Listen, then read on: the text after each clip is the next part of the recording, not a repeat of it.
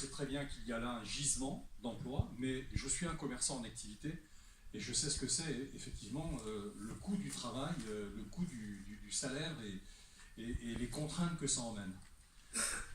Une mission a été confiée par le Premier ministre au CESE pour réfléchir sur les groupements d'employeurs. J'ai été auditionné, on a parlé de, bien sûr, autre chose que les groupements d'employeurs, parce que c'est lourd le groupement d'employeurs. Il y a par exemple la responsabilité des adhérents au groupement d'employeurs. Si toutefois le groupement faisait de mauvaises affaires, il faudrait que chaque commerçant soit responsable à ce moment-là aussi. Et là on parle de dette.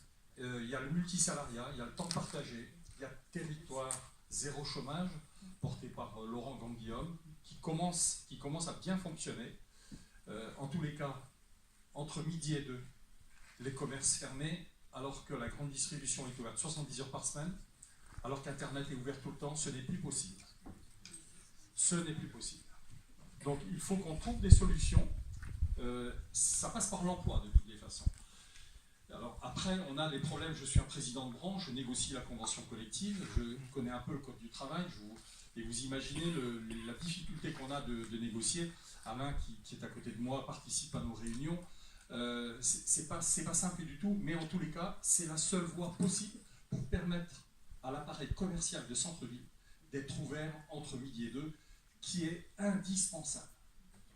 12% de mon chiffre d'affaires, pardon, on parle de mes petites affaires, 12% de mon chiffre d'affaires se fait dans les heures décalées. 12%.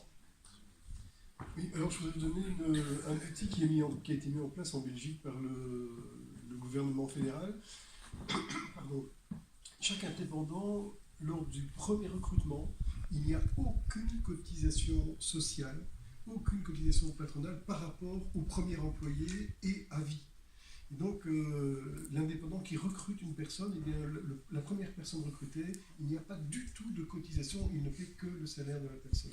Et je peux vous dire que l'impact de ça au niveau financier, au niveau création d'emplois, parce que les gens qui sont employés étaient des gens qui souvent émergeaient le chômage, et donc ça veut dire que ce que vous perdez d'un côté, vous le gagnez de l'autre. Combien de d'imposition en Belgique? Il y a de 55%.